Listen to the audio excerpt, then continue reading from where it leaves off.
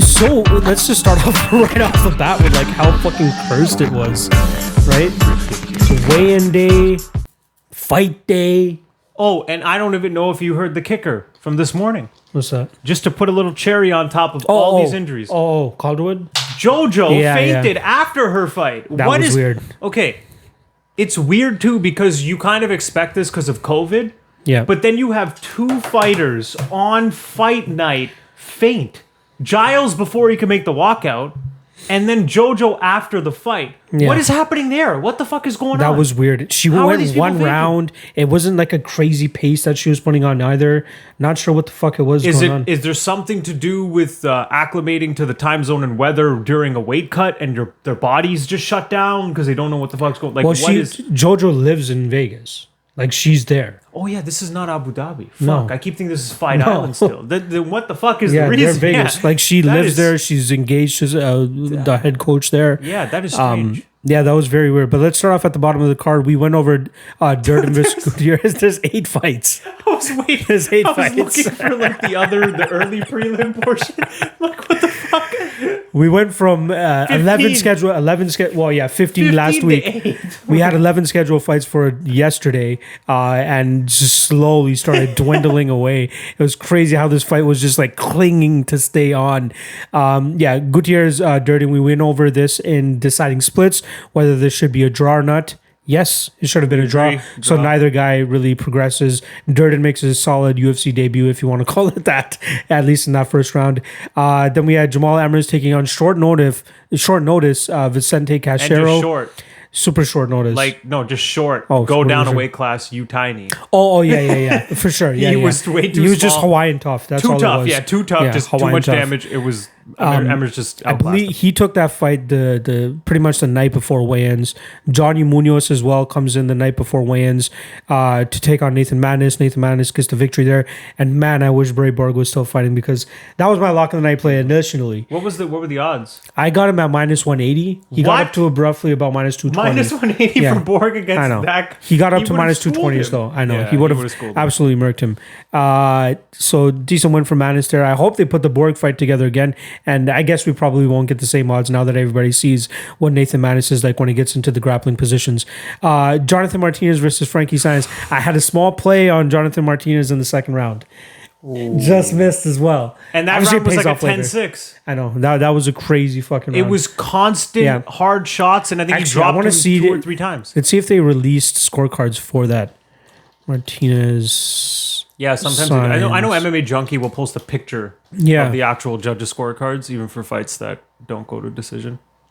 I think MMA Decision should do that. Why not? Just put up the cards. Who cares if the fight without a finish? Like, I want to see how they're scoring it.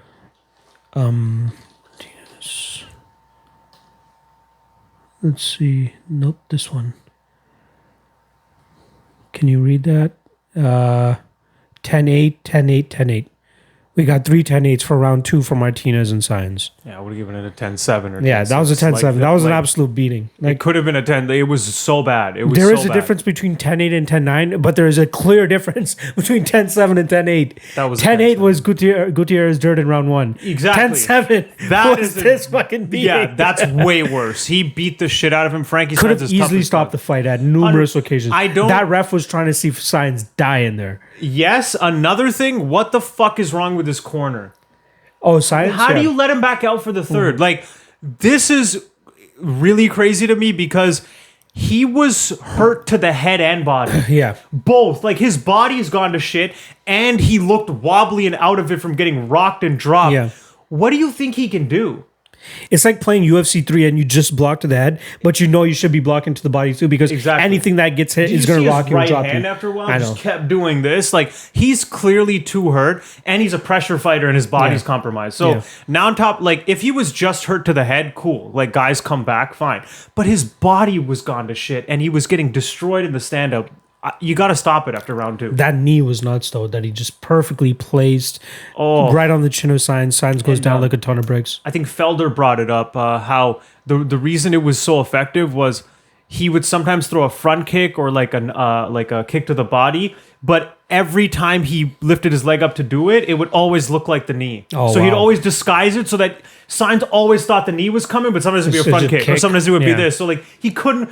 Every time he tried to shoot, anytime he closed the distance, boom, that knee came up. Picture perfect performance for Martinez there, but unfortunate that he missed weight by 4.5 pounds. Yeah. Hopefully he can come back and resolve that. Yeah, he has some talent. He has some skill on the feet, especially. He got screwed against Ewell in his last fight. I agree. So he definitely should have won. I believe we did a deciding splits on that too, and I think we picked Martinez there. It was like that was one of those where you're like, what? Like even Rogan on commentary was like, listen, he won that fight. Like he was just blatantly saying it. Good win for Martinez. He's a humble guy too. I like him. Yeah, he's one of those quiet, soft-spoken. Yeah, like they showed his media day and stuff, and he was just like 4 or 5 word answers. That's really about it. They said he gets way more nervous for the interviews than the fight. Like, can you imagine that? It looks like it. You're like, he's like sweating bricks about to talk to someone, and then it's like, go fight this killer. Yeah, cool, okay, yeah, cool, sure. Cool, cool. Yeah. It's killer's 39-year-old. Good win for Martinez, and good win for anybody that bet the under here or Martinez by TKO. That was a big. It was like plus 200 for that. Pretty easy. Next up, Bobby Green versus Lando Venata. This one looked like it was going under 2.5 rounds as well. These guys were throwing bombs like from the get-go. Like 10 out of 10 times you guys let these guys fight. 10 out of 10 times again fight of the night bonus. Yeah, these guys have a weird style. Between their 2 fights, they fought 6 rounds of just a war, Chaos. And no one's getting finished. It doesn't make any goddamn sense. I will say, I'm kind of hitting myself for not taking Green. I really did think he was going to win this fight. Yeah. But I'm like. Venata won the first 2 rounds and then lost because of the point deduction, but then Green came back in the third. And then when I was hearing Green talk about how he didn't even have a camp for that, so he had to adjust late in that fight, I'm like, man, I think his crisper boxing and better defense is going to get, and that's exactly what happened. So I was kind of like, I should have taken him. Green is kind of like, he's kind of like a Cowboy Oliveira as well. Very hit and miss at times. I'd say he's better than Cowboy. Cowboy's wild, but Green will do sometimes you won't just have enough output. Exactly. Sometimes you'll just wait too long, and he's just too comfortable. And I think in his head, you can tell because there have been decisions that have been announced, and Green is perplexed as to how he lost it, but everyone else is like, yeah, you clearly lost. So I think during the fight, he's just not understanding that for him, it's like, oh, you just punched me, but I roll with it, didn't even hit. But the judges see a punch in the face, right? So to me, it seems like, he just talks. I fucking hate when he talks in the fight. It's so irritating. Like, just fight, dude. I don't mind it. Just fight. Like, a guy will hit him, you're like, nah, that didn't hit me. Just shut the fuck up and fight. It's just really irritating, but I guess it's a style. It's kind of like Kevin Holland as well, who was supposed to actually fight. That was supposed to be the next fight. But, like, when you watch his fight against, like, John Phillips or even, like, other fights, he's always talking to his guy. Even when I think he finished John Phillips, and, like, as John Phillips is down, like, on his knees, just taking in the fact that he got subbed out and, like, just having that realization, Kevin Holland's just like, "You're good, man. You're good." He kind of reminds me of like Chris Tucker from like Rush Hour. Yeah, don't do that to a guy you just beat. He's devastated, man. Yeah, you good, man. You good. Yo, come on. Yeah. Like I'm like, Kevin, just get up. I even think one of the referees came by and just like picked him up and like, let's just go. Let's get out of here. Let's leave him the fuck alone. It was a good win for Green. Yeah. Bobby Green is another one of those guys. There's another guy who's like that. It's not obviously like a Jorge Masvidal level, but he's one of those guys where the skill level is top tier. Yeah. But his record does not reflect that, and his ranking doesn't reflect that. When you see him fight, you're like, this guy has all the tools to be at the top if you just put it together. Questionable fight IQ at times, though. That's the thing, right? That's the only issue even with him. Masvidal, his whole thing is he just doesn't do anything because he's worried about gassing. But his skill set is so top tier. That's how I feel about Bobby Green. He should be higher ranked than he is. He should be like a top tier name. For sure. And he's been around for a minute, too. He's been around for a while. He's 33, so hopefully, this is his last chance to put it together. I'd like to see him get to the top 10. Like, I think he's easily at that level if he just fights well. Wow. His initial, like, run from... So he lost to Jay-Z Cavalcante back in July 2011, then put together, 8 straight wins over guys like James Terry, Jacob Volkman, James Krause, Pat Healy, Josh Thompson. Asterisk on the James Krause fight. That was... Do you remember that fight? How you remember that fight? You don't remember that fight? No fucking idea. You're talking about November 2013. No, that was a very Fight for unique the Troops 3. That was a very unique fight. Oh, wait. TKO body kick. No, that's not how it ended. So get this. Big John was the referee. 2 or 3 times Bobby Green went for a body kick and he low blowed. He hit the cup. Then he did it again, but so James Krause gets hit with the body kick. It hits his crotch and he goes down holding his crotch. Big John, in the moment, said, no, that was legal. That was a body kick, and called it off as a TKO body kick. Oh, so it was a ref. So he literally, James Krause got low blowed 3 times with a body kick and has a TKO to the body kick on the record. Because Big John said, no, that last one was to the body. And technically he was kind of right.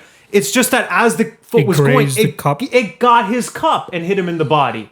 So that was a total bullshit win. I'm surprised he never really like appealed it or anything then. Oh, that was weird as fuck. But yeah, anyways. But yeah, and then beat Thompson, Healy. Then we're on this weird like stretch. Barboza, Poirier, and Magomedov are not bad losses. Considering it's unfortunate that Rashid Magomedov is not in the UFC anymore. Top tier skill in my opinion. The Barboza fight was the one where he thought he was winning and everyone else thought that he was losing. So he seemed perplexed again that he lost. From the Poirier fight on, it looked like he was done. Yeah. Because in the Poirier fight... Look at that. 1, 2, 3, 4, 5. Yeah. 1, 5, and 1. Yeah. And that stretch. That's crazy. Even the Poirier fight alone, like if you don't even take into consideration the fights after, he just looked off. Like he was talking to Poirier as well, but then he looked like he was slowing down. It just seemed very off for a Bobby Green performance, and then he went on this run, so I thought he was done. Last 2 fights kind of... back to sort of. Well, not Guida's quite there. whatever yeah, type I know, of win. not quite there. Venata has been very hit and miss as well too. I want to see what's next. I'm hoping he returns to form because he could be there. And I remember, I think around the Barboza loss, that's when his brother got shot up in a drive-by or something. He had like 6 or 7 brothers that died or something. Yeah, like, so Bobby there's Green's, always something going on with him. He's clearly got a hard life, so maybe there's a lot of mental stuff going on there too. But skill-wise, I've always been a fan. I guess we talk about Lando. I mean, what a boss this guy's been since that Ferguson fight. The fucking potential that people are putting on him. But see, that's the thing with the Ferguson, like just Ferguson's style in general. Yeah. He's very easy to hit. Plus, so obviously you can drop him. Yeah, exactly. He just charged him. Exactly, that's true. Venata came into the UFC with an 8-0 record.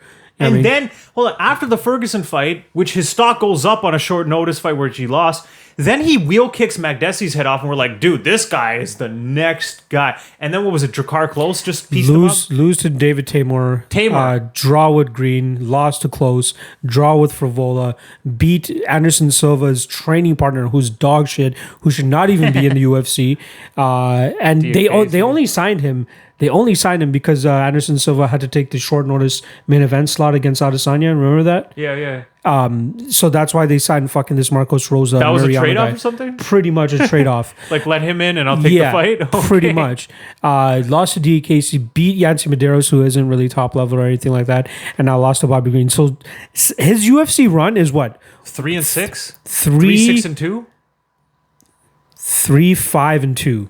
3-5-2. Jesus, that's a salty. And for a guy who was hyped, his whole thing though is he doesn't get better. He's another one of those guys. I have not seen any improvement. You know what? The Medeiros fight, he looked good. Like he looked like he was moving well. He was in and out well. But it could also be the fact that Yancy Medeiros is just not that great. He's not that great. But he looked good. Like there's a reason why Lando Venata was slowly chipping or starting to widen as the favorite in this fight against Bobby Green. And given the fact that if it wasn't for the point deduction, Venata would have won that first round too. Yeah, so I'm sure people are thinking that as well. But man, he just can't put it together like good enough. It's the same problem with him every fight. With a lot of these guys, their defense. He has no striking defense.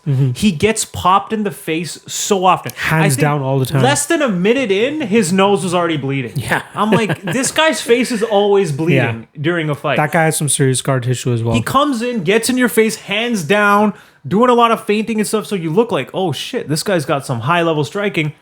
But then, like, I remember, like, Bobby Green throws, like, a 1-2, and he does this, but he gets hit with both of them. I'm like, if you're just going to do head movement but still get hit, it's not effective, dude. That's totally true. He has terrible striking defense. In terms of, like, lightweight division fallout from this, there's nothing else. Like, neither guy is ranked.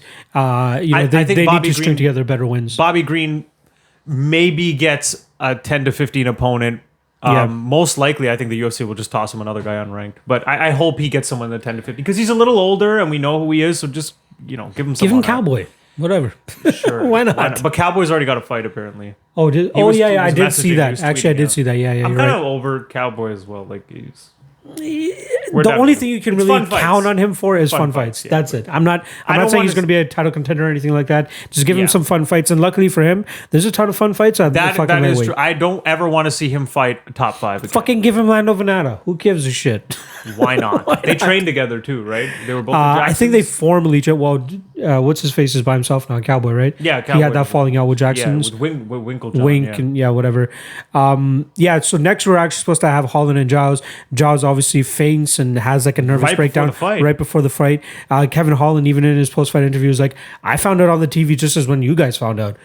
Yeah. So he's sitting in the back watching the TV. Like about to get ready to come out. Yeah, like, all right, Giles has got to walk out. Then it's me next. And it's like, what? I'm not fighting. That sucks. That's insane. And then he tweets out to Ed Herman, I'm ready to fight. And then Herman was already fucking gone. I was just because he was so pissed about Mearshart testing positive for COVID. On that point. How are you supposed to know, though? Like, dude, right? How are you supposed to know? If I'm Ed Herman, I guarantee you that guy went home and broke a door. In frustration. I could have fought. You are ready to fucking fight, and then your opponent pulls out and you get so fucking angry. You make weight. Then you get so angry. In your anger, you say, fuck it, I'm going home. Then on the flight home, you find out if you had stayed there, you would have gotten a fight. Like, oh my God, and it's that funny. Sucks. Hold on, I don't know if it was... I think they could have made it because both guys waited. But here's my problem with this.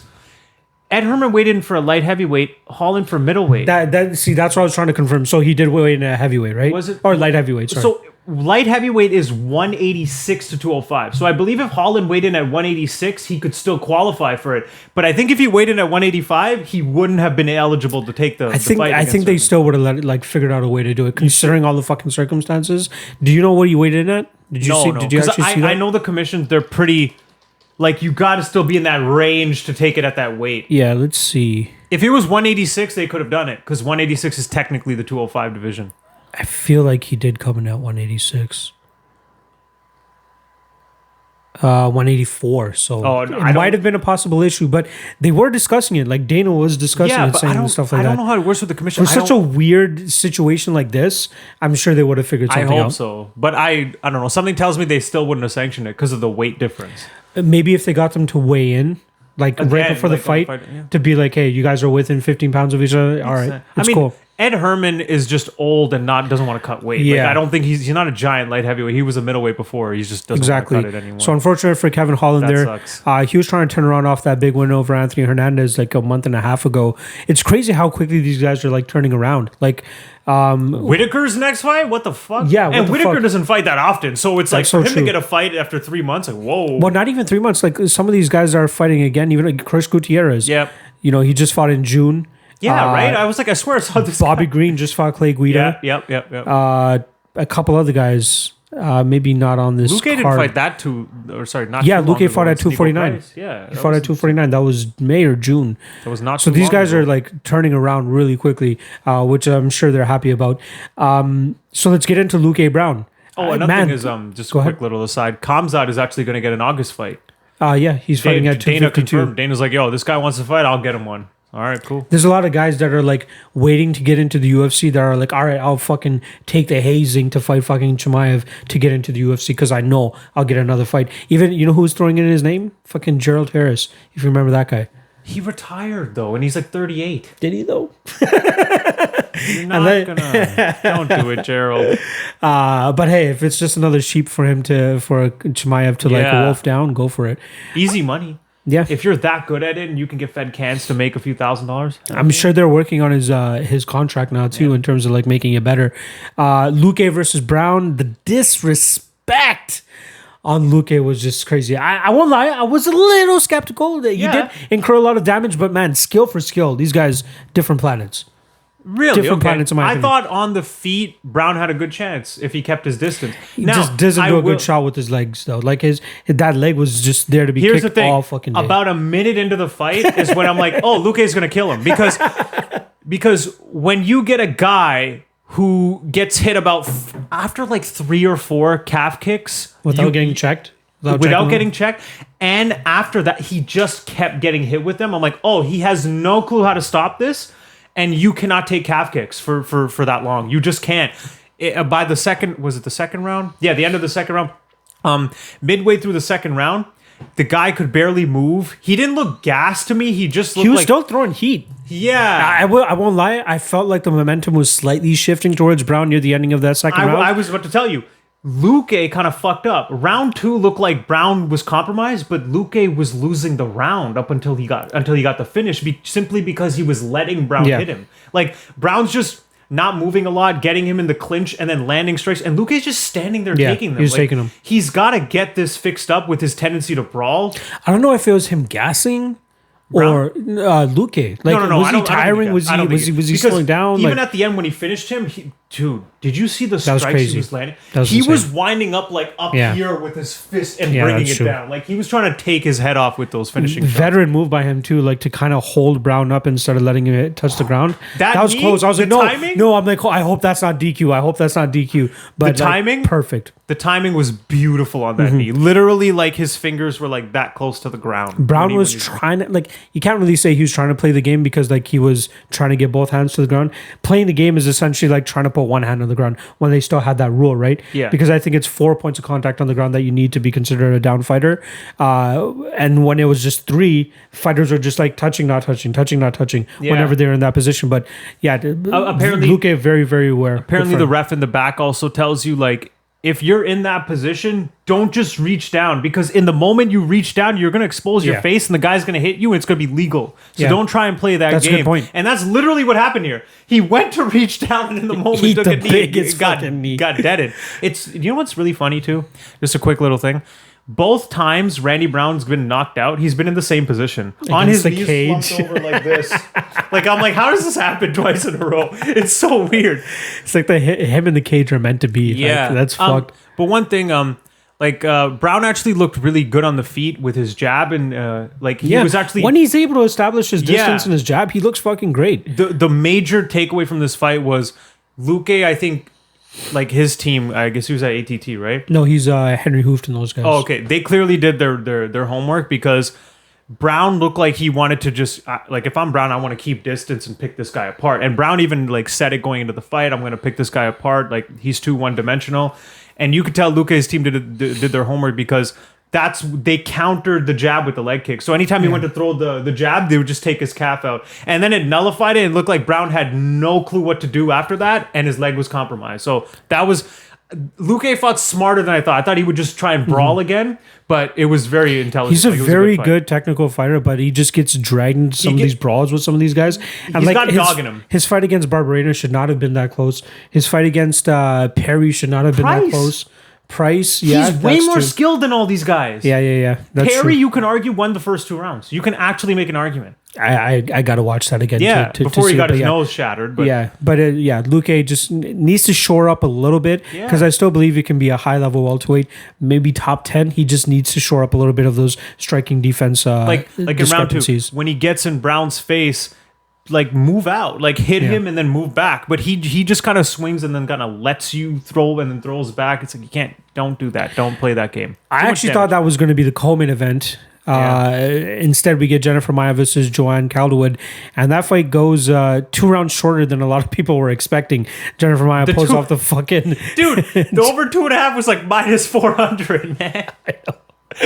Maia by sub was plus 800. The reason I went to sleep after Brown and Luque was because I'm like, I'm tired and I'm not interested in watching a 3-round boring women's decision, so I went to sleep. That's why when I texted you, I'm like, normally you text me when you're like, I'm done watching for the night, don't spoil anything, right? Yeah. And then as soon as I text you, I'm like, he probably figured it out. Just by those 3 letters, you know what the fuck I'm talking about. I heard the vibration of the phone, I just looked over, I'm like, oh, Mana's probably going nuts over his parlay hitting. And then it's like, I'm like, no, she lost? What did she do now? And then I was like, it was my submission. And then you're like, armbar. I'm like, yep. JoJo, of course, getting caught in an armbar. So that goes down as, the Josh Grisby types of things where you're scheduled for a title shot, doesn't happen because the champion's injured. And you get a no-name. Well, you get Dustin Poirier was a no-name, though. Yeah. He was... And Jennifer Maia, I think she was the former Invicta champ, if I'm not... I shouldn't say no name. A name, but not high rank. Yeah, for sure. And she was coming off a loss to Chukagian. Yeah, that's true. Yeah, fuck. And she's coming. She's gonna get a title shot now. She's gonna get the title shot. But even Calderwood had a loss to Chukagi and then a split decision over Andrea Lee, and they were giving her the title shot. Yeah, that fight with Andrea Lee was quite close as well too. You could have made an argument for the other side as well. Yeah, she was the flyweight Invicta champ, defended it twice, and then made the jump over to the UFC in her first fight, which she lost to Liz Carmouche. So. Do you know what's so funny? All these girls lose to Caitlin Chukagi. I keep seeing Caitlin Chukagi and then look what Valentina did to Chukagian. What the fuck? Yeah. I watched this fight. This is how I like to watch it. When JoJo comes in, I'm like, okay, you were supposed to fight Valentina. Let's see how ready you are. She's getting popped in the face repeatedly by Jennifer Maia. She would have got murked. She would have got absolutely deaded. The armbar was weird too because she's in her guard and you see her posture up, and then Maia throws the legs up. But it's not even like this whole sequence went super fast. Like, it wasn't like some crazy... I'm like, when you posture your head up, what the fuck do you think is going to happen there? Like, she's going to go for a triangle or armbar, and she just kind of let it happen, and then it was just weird. Like, I really wish I looked into this a little bit more. I kind of just made my conclusion after watching Maia versus Davis. That on the feet, JoJo should piece her up. Actually, I still expected. I thought if JoJo got her down, she would be able to at least avoid submissions. Yeah, she'd be able to avoid submissions. I had a feeling on the feet, Jennifer Maia would have had the advantage. Oh, really? Okay, she's I didn't know anything about She's a striker. She's a striker. She's mainly a striker, but she's a black belt, which I completely overlooked. I honestly, I thought Maia was a grappler. So going into this fight, I thought it was because JoJo's of her last name. Kind of. Brazilian. No.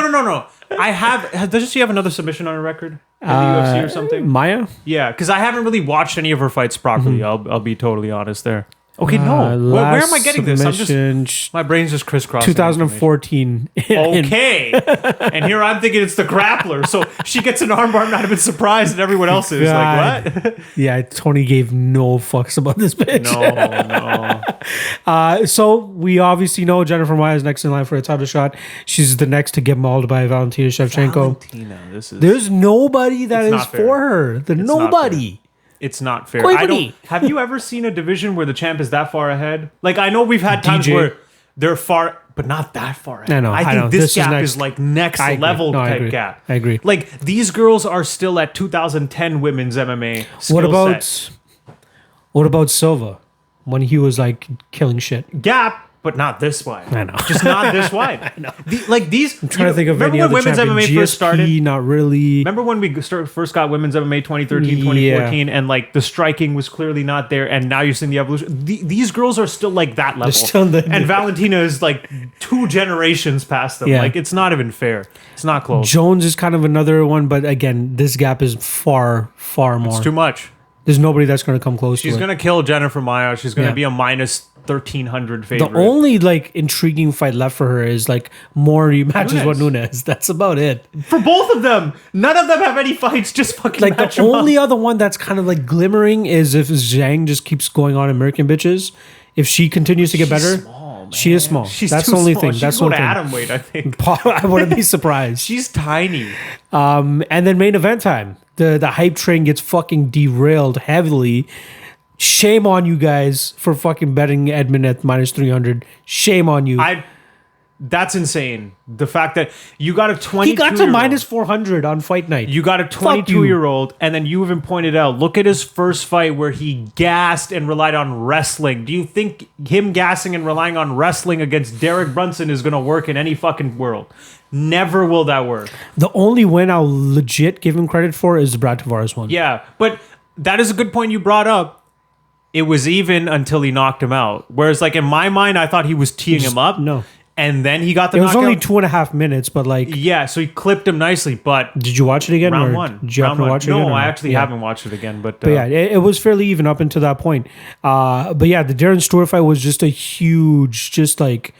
absolutely huge red flag for me, and I'm surprised that people were still confident in him to be able to get the victory over Brunson. I think most people were just expecting him to go out there, finish Brunson in the first round, get it over with, right? That's what the reason I stayed. He was minus 280 to win inside the distance, which is just ridiculous. Yeah, that's insane. Normally inside the distance lines, you'll see like minus 150 at most. That is insane. Minus 250, 260 is crazy. Let's see. The last time he got KO'd was by Adesanya in November 2018.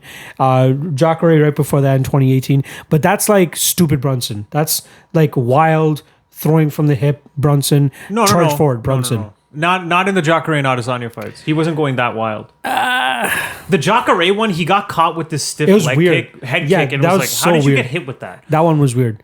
Adesanya just fought scared. The Whitaker one was obviously him being stupid. The Whitaker one was that like, was just dumb. Hey, let me just charge you with my chin over here, throwing without any sort of It worked for him in the fights before that, which is why I can kind of understand why he's like, all right, if he thinks it's going to keep working, it's go for it. You know what I mean? But once you see that it's not going to work, but then you got to adjust your game plan. Here's the thing, right? That style at the top level, do you really have to have it go bad before you make that understanding? You should already know that shit is not going to fucking work. No, absolutely. Top guys. You're right. Don't do it. So that was just dumb as fuck in the Whitaker fight. Silva, he should have won that fight, so we'll give him that. But then he goes out there, starches Dan Kelly, starches Lyoto Machida. Guys he should be starching. Lost those two fights, and then he has that weird win over Elias Theodorou. Guts it out against Ian Heinrich after getting dropped in that first round, and then winning the next two rounds, and then comes in here and finishes a young upstart. In the third round, cashed up plus 2,200 because I don't know why. I wish I put $50 on it compared to the 20. But no, I'd say you made the right call because you did, dude. There was a lot of luck in there in terms of that fight not getting stopped. That's second true. So you have to that was understand. Close. Yeah, there was some luck involved there, even though it was a good play. Yeah, it was. Tight. The odds were just way too wacky here. Like I don't understand people's thought process when it comes down to seeing what you see if he gets out of that first round. Yeah, and I will say too many question marks. He almost did get the first round finish because he hit Brunson hard with some good shots. He won the first round. Let's give it up for Brunson's chin. Yeah, it's improved, right? That's why I stayed. I'm kind of hitting myself for not taking a bet on this, but I was like, Brunson is older and he's been chin checked a lot, so I don't know if this kid's going to put him out in the first round again, so I was kind of worried about that. But as soon as it got out of the first, like I told you too, about 3 minutes in is when I had this strong feeling Brunson's going to win because Edmund started chasing him and throwing wild and missing, and I'm like, for a guy, he's so young, he's gassed before, he doesn't have the experience to pace himself. This is not going to go well. And then boom, end of the second, you start to see it, you're like, oh shit, it's over for him. It's crazy to me that Brunson's 36. Yeah, it's crazy. That's a little bit weird. He's been around for a while. He has been around for a long time. He should have already been like in a title eliminator fight. Skill-wise, he just keeps fighting like a fucking idiot. Yeah. And like it's totally his fault. Maybe he's started to turn the corner at this point. You know what I mean? He fought better. These are two solid wins under his belt over guys that were like seen as prospects. We'll see what they give him next. But actually just getting back to Shahbazyan, I don't understand the thought process in terms of like banking on a first round finish at all times. Like I think I told this to you last time. I think he's like Francis Ngannou and Razak Al Hassan with a little bit of jiu-jitsu in him. Yeah, I mean, if he's not able to get that in the first round, he's more technical instead of powerful, but same result. Yeah. But he's always banking on that like first round finish. If not, like it's shady. Like at what point did he really start to gas? Midway through the second? I'd say midway through the second. And it was like obvious, like his body language was not looking good. Commentary was calling it out. I wish I saw the live line on Brunson after round one, because he lost that round, so he probably would have been a bigger underdog. Yeah. But would the odds makers be in the know of being like, okay, this guy's a shit gas tank, so it's probably going to swing the other way? Some of these fights, though, you see it like this is where as a hardcore you could take advantage of it because we know from MMA, right? Just watching MMA in general. A 22-year-old in his first test should never fucking be a minus 300 favorite. No. I don't give a shit who they're fighting. Yeah. Even if he was fighting like a lower ranked guy, those odds are insane. Mm-hmm. It makes no sense. He's literally never been tested at that level. So what are you basing this off of? Like, it's just stupid. He should have been, I think initially when they scheduled this fight, he was roughly around minus 140, minus 150. But I'm not sure what the fuck changed between that and they never had any fight bookings in between that. I don't understand. You know what? It was probably kind of what I was thinking because I had like a revisionist history of the Tavares fight. So maybe a lot of people looked at like, I kind of do look at it like, I don't know. It's hard to say. Tavares and Brunson are kind of like neck and neck in terms of kind of like I would give Tavares maybe the slight striking advantage, technical wise, and then Brunson's got the grab. But in terms of being a veteran, so maybe they felt like, oh, he already got the test in Tavares and he passed it with flying colors, so he's going to kill Brunson. But it's like, look at stylistically the matchup, man. He can't. he can't rely on the grappling if his cardio goes to shit, dude. Yeah, and we're talking about Edmund Shahbazyan, who just a couple fights ago was like he was minus 145 against Charles Bird, minus 130 against Darren Stewart. Holy fuck. You know what I mean? And then the Jack Marshman fight, that one, I would give it to him. I would be like, okay, Marshman's minus 380, I completely understand that line. Minus 245 against Brad Tavares, in my opinion, still a little bit wide. That's too much. It's a little bit Shouldn't wide. have been that high. And then here, closing minus 400 against fucking Derek Brunson. No. Ridiculous line. Absolutely ridiculous. Until you see him in a 3-round fight where he schools a guy and gets 30-27, how do you do this? How do you justify that line? And right? did you hear before the fight how he's like, well, it wasn't my idea to have a 3-round fight. Motherfucker, doesn't matter. Are you trying to tell me that you were cool with a 5-round fight? You would have got it would have been the same result. Just never would have got there. That's so true. I wonder if he would have changed his style a little bit. Maybe have been less pressure in the first round. But I think that poor was fight IQ in the first round. When I saw him throwing wildly, I'm like, you're susceptible to. I don't understand with fighters. We've seen you gas, yet in your next fight, you're throwing bombs in the first round. Like, what the fuck do you think is going to happen? Technically, he could be. No, for sure, he is technically the better striker than Brunson. He's been doing it for a while. He shows it in his techniques alone, but it's just gas tank management. Let's talk about the repercussions and the fallout of this now, too. So we got Derek Brunson at number 8, Edmund Shahbazyan at number 9. He's probably going to drop a little bit now. He should drop below at least Uriah Hall. At least Uriah Hall is ranked below Edmund Shahbazyan. Hype, bro. It's all potential that we're fucking banking on out here. Man, I don't know. Well, actually, I kind of get it. Okay, fine. Uriah Hall's a bit of a bust, but still, Derek Brunson though. Let's talk about him a bit.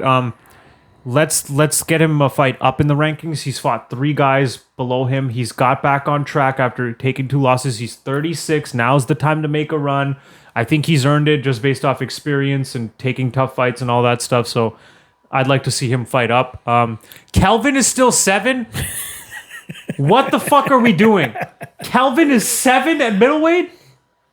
What am I supposed to say, dude? I mean, if Brunson wants to fight up, well, it's only one spot, but get an easy ass win. It's actually weird that the amount of people I actually saw suggesting that fight was Brunson and Gastelum. You know what I saw suggesting? I kind of like it better, but I don't think he'll take it because he's looking for a higher fight. Hermanson. Yeah. I like Hermanson and Brunson. I think that would be a good stylistic Actually, matchup. didn't we I swear we suggested that. We suggested that last week. This morning. So I was like, oh, I like that fight. I'm pretty sure because we had settled on Whitaker Cannonier, which we clearly talked into existence. They heard us. Oh, yeah, when we were trying to fight. Look up options for Hermanson. And then because we're like, oh, Cannonier and Whitaker were probably fighting. Okay, yeah, I think we did bring up Brunson. But even we had assumed that Cannonier was going to get we said the winner of this fight should fight Hermanson. Yeah, I like it. It ended up coming out that way too.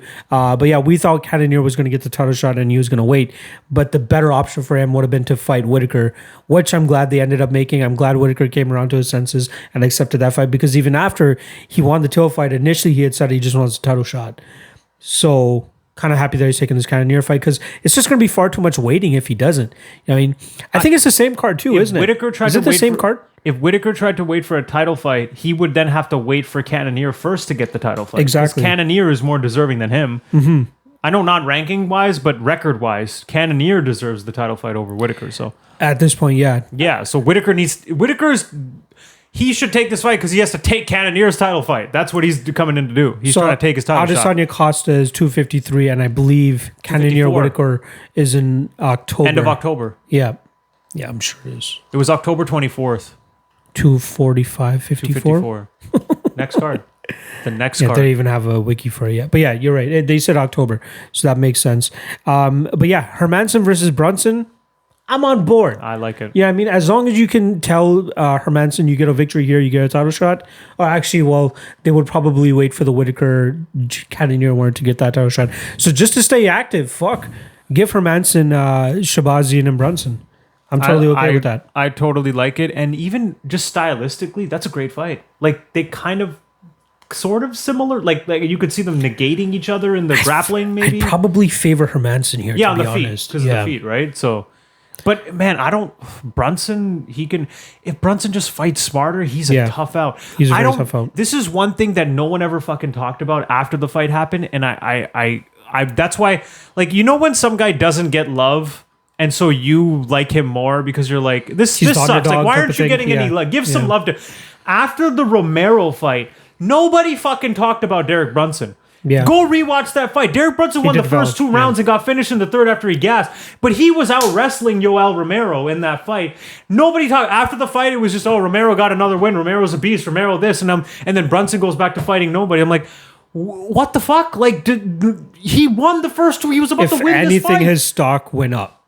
For sure in that fight. But nobody talked about it after, which I found so strange to out wrestle Yoel Romero for 2 rounds and then no one talks about it. So yeah, from a skill perspective, man, like skill point, I think Brunson's really good. He just needs to. I absolutely agree, and maybe this is his spot now, like his launching pad. This was the fight to really. 36, man. You gotta get it done. It's now or never, pretty much for him. So the Hermansson fight, in my opinion, is probably the best thing that they can put together for him. In terms of the rest of the middleweights, right? We got Romero possibly fighting Uriah Hall. Darren Till's. It's not official still? I'm not 100% sure if it's official yet, but that seems to be the strong fight there. But yeah, the only other one that really leaves there is Darren Till. That's kind of in limbo. Maybe he fights Shahbazyan. I think Till is going to wait around for the loser of these 2 big fights coming up. Probably. I think that's. Oh yeah, actually, he's going to be out for a while because of his injury. There's that too. So I think Till is going to get one of like a top tier middleweight coming off a loss. So the next, like after that set of contenders, the only real ones that we're looking at is possibly Uriah Hall, if he beats Yoel Romero. Omari Akhmedov is fighting Chris Weidman, so maybe Akhmedov gets a little bit of a boost if he gets the victory there. Weidman's like a tiny favorite over Omari. Yeah, I was just about to ask you, did you see the odds for that? Not even, it's like pick 'em at this point, dude. Yeah, it was a minus 115, wasn't it? It's pick 'em, minus 110 each. God, how Weidman has fallen. So yeah, Shahbazyan, let's pump the brakes. Let's give him a little bit more time to grow. He's only 22. There's no reason to rush the hype train here. This motherfucker was born in 98. Yeah, I forgot. There's one statistic where it was like, oh yeah, Oleinik already had like 6 pro fights by the time Edmund was born. Brunson was 14 when Shahbazyan was born. Brunson was already a freshman in high school, starting to wrestle. Insane, absolutely insane. There's no need to push him this quickly. Let's pump the brakes a little bit. Let's give him, give him somebody else. He doesn't even need to fight anybody in the top 15. I completely dropped it. When you're this young, I don't get going so fast. Like, there's even if you think like, oh, this guy's ready for top 5, fuck it. Just give him the low level guys and let him get even better. Who cares? Give him the Sean O'Malley approach. Give him the Cyril Gahn approach. Just take it slow. Sean O'Malley, a bit of a unique case because he's smart enough to call out the right guys. Like he knows like, okay, I could beat the top guy right now, but I got to prove it to everybody else. So this is a good next step up. Like I wish more guys were like that. They were smart enough. I hate when you get a random call out when it's like number 10 just beat number 8 and he calls out like number 2. You're like, okay, chill out, dude. Like if you shoot out a realistic call out, you generally get the fight. Yeah. Because you just did the matchmaker's job. The one that comes to mind right now is I don't know why Tanner Bozer is calling out Maurice Green. They have some sort of weird beef or something. But that's just a step back. I don't get it. For where they are in their career, I don't mind it though. You can continue to. Apparently, Bozer already signed up for a fight. I'm not sure who he's fighting, but that guy's getting a quick turnaround as well too. But I don't get it. Like just you're on a streak. You're on a better streak. You've looked way better than Green too. Yeah, I kind of get that. Let's start aiming for those top 15, top 10 guys now. There was someone else who just called out a guy who came off a loss. It was weird.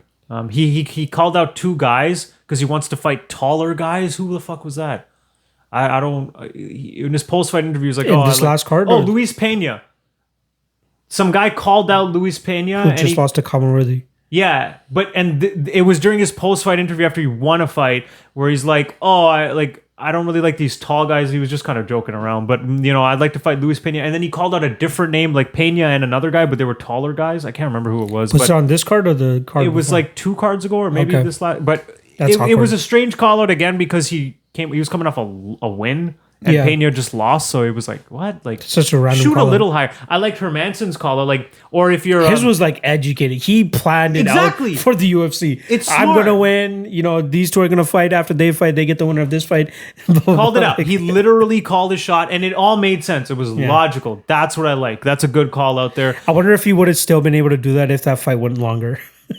Yeah. I mean, maybe he had all the breath and he had all the energy to like lay out that plan. I just like when fighters think things through, right? Yeah. Not like fucking. Remember, I still always go to this, dude. When Adesanya Gastelum decision, when they're like, all three judges scored about 48, 46, and you see Calvin like, dude, do the what math the fuck? quick. Come on. I mean, you kind of got to give it to him. He got dropped like 4 times, so maybe he doesn't even remember how many rounds he fought. So fine, but yeah, he probably thinks he's in but Mexico. then I don't believe that because Calvin is a dumb. Yeah. Do you remember on Twitter when he said something and then got called out for it, and then he literally replied with, "That's not what I was saying." And the tweet was literally familiar. like, "No, this is literally what." Like, he's just so dumb. He's I remember that. Complete dumb. I remember that. So next week we got Lewis and Oleinik. I don't want to get too deep into this card. Fun fight for sure, but another spot where I'm kind of thinking that the dog might have a bark. You know what I mean? Every fight, I'm like, how is Oleinik still in the UFC? Yeah. And he shouldn't be winning any fights. Still pulls him off. Again, at minus 270, I want to bet on Lewis, but then I'm like, what if he slips, falls? I'm going to bet, and Oleinik's going to get him in side control and fucking neck crank him. It reminds me exactly of the Mark Hunt fight. Oleinik and Hunt. Here's the thing, though. But I feel like Mark Hunt was Lewis checked out. is better. Mark Hunt was checked out at that time. He didn't give a but fuck. I just mean in terms of like physicality and what they bring to the table. Mark Hunt he's going to go out there and knock him out in the first round. He trips, fucking falls, Oleinik's on top of him. But the thing I will say is Lewis does a lot better at getting up, even though it's not technical at all. It's like, literally just crawling out of bed. I'm going to stand up. Yeah, exactly. But if there's anybody that could potentially keep him down, it's Oleinik. In my opinion. Yeah. So because Lewis is susceptible to getting put into side control, and you get into side control with Alexei Oleinik. He's going to find a He's sub. going to neck crank you. He's going to find a sub of some sort. He's going to do something. He's going to do something. I find it hard to justify betting Derek Lewis I agree. higher than minus 200. Thank you. You said it. That's Higher than exactly minus 200. Like, I want to bet on him because I think, why would he lose this? But then it's fucking Oleinik. It's slowly starting to close now, actually. So if I want to bet him, I might as well get in soon. But no. Having said all that, you put all your money on Lewis. Weidman Akhmedov, such a weird fight. God. But this is the type of fights Weidman needs to show like whether he's still UFC level or not. Akhmedov he could probably be a welterweight. He's a small middleweight. No, that's true. Yeah, you're right. So Weidman is like, it's like they're just tossing him. He's not really a power puncher either. He's more of a grinder, and he's more of a grappler grinder. Come on, Chris. Yeah, look at this. You keep getting knocked down, finished. We're finally going to give you a lob. Like, no more top 5 guys. Here's an easier fight. A smaller guy. What happened when Weidman fought Gastelum, who was smaller? Dummied him. So I'm hoping Last time Akhmedov won by TKO was a knee injury against Brian Ebersol. And then before that was his first ever fight in the UFC where he KO'd Thiago Perpetuo. I remember that fight. I don't know why I remember that fight. What, the Perpetuo one? I don't know why, but I remember that fight. That's a random memory that I shouldn't have. It's also weird that he's been in the UFC since 2013. How many fights is that? And he was at welterweight. 2, 4, 6, 8, 10, 12 fights in 7 years. And he was at welterweight. And when you see him at welterweight, TKO'd by Sergio Moraes? Yeah, that was a weird... I don't remember... Oh, wait, I was at that card. Yeah, Namajunas and Van Zandt. I don't remember that TKO, though. That was weird. That's and a weird record. Lost to Eliseo Zaleski dos Santos as well after that. Gunner. Crazy. Gunner choked him out. Random aside, Gunner's a big flop too. Yeah. But good. This is a decent matchup for Akhmedov too. I'm not playing any side here. Darren Stewart versus Maki Pitolo should be a fucking fun fight. They're just both strikers. I know Darren Stewart, but Maki Pitolo. Good strikers should be a fun fight. Yana Kunitskaya was supposed to fight Caitlin Vera. In steps Julia Stolyarenko, who was on the tough, one of the tough fighters. Her record is weird too. She's kind of like Ronda Rousey-ish. Armbars? Armbar. How many armbars? 1, 2, 3, 4, 5, 6, 7. All of 8. her wins. Wait, there's only one win by split. One win by split. Every other win by submission. Otherwise, she just loses or goes to a draw. Yep. And she doesn't get an armbar. Yep. First rounds too. All of them. Okay. Pretty much Ronda Rousey. And who's she facing against her? She's fighting Yana Kunitskaya. So she's probably fucked. Yana's not the greatest, but come on, if you just have an armbar in your bag of tricks, you would think, Kaya, she's shown in the past that she likes to like grapple fuck her opponent. So if she takes her down, maybe that's playing into Julia's game, right? So that's something to. I gotta watch a little bit more tape on that to be sure. I hope Thiago Santos is teaching Yana some stand up though, man. He's a stand up guy, right? Dariush against Holtzman should be a fun fucking fight. That's a great fight. That. I will say that's a little surprising for me that Dariush is getting someone still a little lower rank like that. I thought he would be getting a higher fight, but it was a fun fight. Not bad. Tim Means against Laureano Staropoli. Fun fight there too. Wonder to see if Tim Means is coming back. Like, he's another one of those guys where when he first came in, you thought skill wise he's going to be something big, and he just keeps shitting the bed. Like it seems like he gets these losses he shouldn't be having. Like he's piecing up Nico Price, then just gets murdered. Dead. Like it's like fuck. Daniel Rodriguez puts him out. Sergio Moraes, he lost a crappy split. Like it's these fights where it's like. Offensively, he's like, he's so good. He's in their face, but then he just gets hit too much. Like it's like he has no urgency to get out of the way of the strikes. And now we're seeing his chin start to crack too. Exactly, after so long. Staropoli is a pretty good puncher too. He has a little bit of power, so this could be a tough fight for Means. Is Means the favorite here? Oh shit, we got Mini Kelvin back. Means is slight dog. What's the fight doesn't go to decision here? Ooh, plus 100, not bad. Nate Hakparas is Nasrat Hakparas is back against. I call him Nate. God, Tony. Nasrat. Decent matchup against Munoz. Munoz is like 7 or 8-0. Has a win over Nick Newell on the Contender Series, but pretty much been starching guys outside of his last 2 fights. Just finishing. He has a 3-second KO on his record. Oh shit! Which is literally to just goes in. The guy throws a 1-2, misses, and the other Munoz just hits him dead. 3 seconds. Gavin Tucker against Justin James. Glad to see Gavin Tucker back. Justin James is being heavily overrated here, in my opinion, because he went in there and finished Frank Camacho on short notice, if you remember that. Yusuf Zalal, another guy. This is like his 3rd fight in how many fucking months? Yeah, this guy, I've seen this guy's name years ago. Let's see. So this is his 3rd fight in 6 months. Not bad. Oh, okay. He beat Austin Lingo in February. June 27th, beat Jordan Griffin. I must have looked him up before. I'm not sure. Interesting. He just made his UFC debut in February. Okay. And then 6 fights in 3 months. That's really good for him. And this is a very favorable matchup here against Peter Barrett, who's actually supposed to fight somebody else as well. So Zalal stepping in on a little bit of short notice. And then we got Erwin Rivera, who just recently stepped in against Giga Chikadze in short notice, lost that fight, and he's fighting another UFC newcomer in Ali Al-Kaizi. No idea who the fuck that is. I'll have to check that out. Nadia Kasem against Miranda Granger. This fight has actually been canceled. Kasem she pulled out.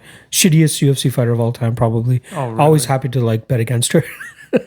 And Alex Caceres against Giga Chikadze, fun fight as well. I think that one got rescheduled as well to another card. But a decent card, I'd say. As long as the COVID and fucking injuries and all this cursed Apex shit doesn't happen, as long as it stays together, it should be a fun fight. Like, these are all fun fights. I don't really see... Like, Sanchez versus Turman could be a little bit of a snoozer, but every other fight, Weidman and Akhmadov could potentially be a snoozer if they just grind up on each other the entire time. That one's just interesting to see where, if Weidman can fucking even if it's a snoozer in terms of just grapple fucking, the story alone is enough to keep you interested in that fight. But the rest of them have potential to be fucking firefights, man.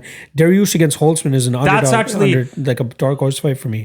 My top 3 fights are the co-main, and Dariush and Holtzman. Like I like that fight. I'm not really super interested in the main event, to be honest. More for fun factor. It's a fun fight. I'd say Dariush Holtzman number 1. Like, you're gonna get a finish in the main event. Oleinik is just gonna rush him and either finish him or get finished. Like, it's minus 600 fight doesn't go to decision, which is value city. There's no way these guys are going 5 rounds. You kidding me? 5 rounds? No, 5. Yeah, 5. Not even 3. Jesus. Like, they should have given Weidman Akhmadov the 5-round moniker instead, because that has the more potential to go 5 rounds here. Heavyweights, though, man. They always get that top billing. Yeah. So we got that card, and then the week after, we get Miocic Cormier 3. I don't want to dive too much into this card. Yeah, we'll do it next week. I'm happy. Is that it? There's only 4 fights announced? There's these as well. The main card's going to be this right here, plus Dodson versus Dvalishvili. I thought that said Ronaldo Souza versus Ashley Yoder. I'm like, what? Oh, God. Yeah, he's changed genders and lost a ton of fucking weight. God. But yeah. Herrig is still fighting? Yeah. Bad matchup for her there, in my opinion. I don't know who that is. Verna Jandiroba is pretty fucking... She's pretty good. 15 young and 1. up-and-comer. 15-1, only lost Carla Esparza. Oh, shit. Yeah, she was the Invicta strawweight champ before. Beat Miziki anyway, couple Lisa Ellis. They're just trying to use Not Herrig bad. as a stepping stone. So, all in all, not too bad of a card yesterday. Oh, quick thing. Yeah. Dodson versus Marab. I like that. That's a fun little fight. Yeah, I'm really looking forward to starting that one, but I already think I know who I'm going to bet. Yeah. Wait, I don't actually. I don't know. I'd probably go with. Fuck, I don't know. I'd like to believe on the feet. What do you Dodson. think the odds are? I would say Marab's around minus 200. Or is he like minus 400? I would minus put 200. You're right. Oh, there you go. What did he open at? I feel like he opened at much work. Minus 180. Yeah. So it's roughly around minus 200. Slowly trending towards him becoming a slightly bigger favorite. See, my thing is, like, on the feet, Dodson should be able to keep it on the feet and sting him nicely. But that cardio and activity, I just think it's probably going to drown him. I don't know. I just think Marab's a little bit too slow. Like, he's good. He's endless cardio. Can always go. I was bringing this up last time. His But he's stand-up just a is little not bit slow. good. Yeah. He's just a little slow. And Dodson shows he still has power. That's what I'm thinking. Like, He's gonna be the he fastest should striker. be able to keep it on the feet and sting him. Like, the only thing he would lose on is getting, like, pushed against the cage and held down, taken down. I would look for the, I guess they don't have it out yet, but Dodson to win inside the distance. I wouldn't Yeah, mind they don't that. have that yet. But I think seems Marab's like tough a- enough to see a decision, but I don't know. Yeah, I would think skill-wise, Dodson is the better fighter here. I disagree. I think skill-wise, Dvalishvili is the better fighter. Really? Dodson just has the speed and power. Okay, And his ability to just stay like but then slimy that enough means to like stay out of on the feet skill-wise, he's got the advantage. actually, yeah. Marab's stand-up is not that Like great, man. it's just the cardio and his the grappling. battery that Yeah, Marab has is just ridiculous. Even his grappling's not amazing. Like, he gets takedowns, but he doesn't hold guys down too well. That's They why get he back gets up. fucking 20 plus takedowns a Yeah, fight because exactly. nobody can fucking It's- he can't keep them down. It was like in like wrestling growing up, where it's like, oh, he's a 14-time champion. I'm like, yeah, but fucking loses the belt every other week. So what the hell does that Exactly. mean? Like, I hate when they do how many times they won the belt. No. Tell me how many days cumulative they've been the champ. That's the real thing you want to. Absolutely agree. I think that like even if they have a smaller like takedown average per fight, doesn't necessarily mean it's a bad thing. Yeah. That means they fucking held him down. If they held him down, you know what I mean. I'm not saying they did. If but- you have 3 takedowns on average per fight, but they never get up in each round, that's way better than fucking 20, but they keep getting up. Thank you. Thank you. All right. Yeah. No, I think that was a fucking good episode in terms of recapping this Shahbazyan Brunson card. Sort of looking forward to this 252 card and the I obviously. definitely feel like I have more Oleinik versus energy William. for this one in terms of like caring a little more. Yeah. No, absolutely. For sure. God, some of these cards have been tough. I know. Like, I don't blame the UFC either. Like, they're doing their best. Yeah. Hats off to them for still getting it done during these times, right? incredible. MLB is getting fucked right now. Oh, this is a random thing, but WWE released their quarter earnings. They made more money with COVID. Like subscriptions. No, their profits shot up this quarter. How? Because their costs went so down from running Really? all their events at the Performance Center and not having live events and touring. So even though their revenue went down, their costs went down more. So they actually profited more. So it's like That's during fucking COVID, insane. they made more money. Yeah. It's crazy how like positive COVID has been for a lot of people, us some guy- included. For some people, UFC is probably benefiting. Well, maybe I don't know. I don't know. I I think really in don't some know. aspects they do, and some others they don't. So maybe it's kind of like a net neutral. Like, effect. does the you brought this point up initially was like, yeah, they're losing out on the gate, but they're also not having to pay Saving money.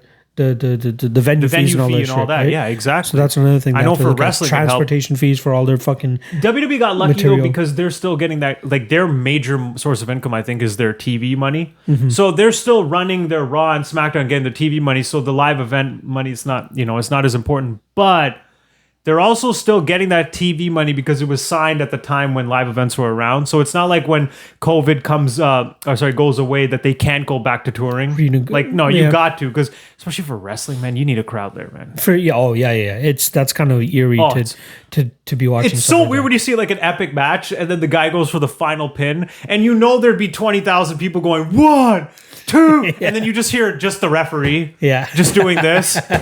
Ring the bell. And then you know everyone would be going ape shit. He just won the title and there's like nobody reacting and it's like you just have to pretend. I need to watch a full NBA match or game now because I want to see what that's like. I want to see like obviously you're going to hear the squeaking of the shoes a little bit more, but what I want to hear is the fucking players like talking shit to each other. That's what I want to hear. Like I want to hear the fun and games within the game itself. Yeah, I mean I hope that they have that come through the broadcast a little bit more. I'm not sure though. I'm not 100% sure if that's like if they have those mics hot per se, like the on-court one. So how has the play been? Like have the players been going as hard and treating it like it's still the regular it's show? only been like is it more like an all-star game where they're chilling back and not caring as much? Well, no, that's the thing. Like they had a couple scrimmage games where it's just like to like exhibition, just to try to get back into the groove. But now like I think they have 8 games. I might be completely off on this, but I think they have 8 games to determine who makes it to the playoffs. So every single game matters. They only have the top 22 teams there. So eight teams aren't even there. I don't think the Warriors are there. I don't think so. Some of the lower ranked teams aren't there. Yeah, they just got rid because they're not going to make it. There's no point, right? So I think all these games have a little bit more value on them. I like that better. I like baseball, 164 games insane. A year. That's insane. Who the fuck cares? I think realistically, the NBA, and I know this is an MMA podcast, so I'll just quickly gloss over this. They should face every team at least twice and then determine the playoffs. You face them once at home, face them again at their home. That's it. That's why I check. I'm very casual with it. Like I'll pay attention during the playoffs because that's what matters. Like a normal regular season game, this is 1 out of 82 games. Who the fuck cares? Like it's just hard to give a shit unless it get to the end of the regular season. They're chasing a spot or something like that. I'd say like the last month of the regular season is probably what matters. I think the most. Football has it a little better. Like I get they play less because of the injuries, but 16 games, I think that's like a good sweet spot for a regular season because then every game matters that much more. Exactly. There's a little bit more value on those games. Yeah, it just brings in too much money consistently. They're not going to do that. Yeah, exactly. Even baseball. They make so much fucking money off this baseball contracts are ridiculous because I'm like, I don't know anybody who watches baseball, yet they're getting like fucking 40 million a year. Like, where's the money coming from? If the most famous baseball player walked by me right now, I probably wouldn't know who he is. Yeah, no, but they get the biggest contracts. Like, it makes no sense. I feel the worst for like NHL players because they're always wearing like helmets and stuff. So you definitely don't know how those motherfuckers look. And you know I think relatively they get paid the least. I'm not 100% sure about that, but I think compared to all the sports, the NHL athletes do not get the most. I think baseball and their football. Health risk is really up there too. Yeah, baseball and football are like tenured sports in America, where like even though people don't like they don't find them exciting, it's just a thing that you have to do. You go to the Cubs game, right? Yeah, or you watch football. It's so on Sundays. leisurely. Yeah, it's just a thing you do. Yeah. All right. I think we deviated a little bit from MMA there, but I don't give a fuck. It's all good. And I don't even watch sports. Yeah, exactly. The guy that doesn't even know what the fucking Raptors are from Toronto, but no. Hey, I know all that. I used to watch when I was a kid, then I just stopped. So I still retain that memory. But make sure you guys go check out the Deciding Splits episode that we have for Darren and Gutierrez to determine whether that round 1 was a 10-8 or not. Spoiler alert, we did. But we'll see you guys next week. Actually, it'll be a slighter later release next week. We're going away next weekend for Kendall's birthday. So maybe Monday or Tuesday we'll record. But either way, we'll see you guys next week. And subscribe, like, comment, do all that shit. We'll see you guys next week.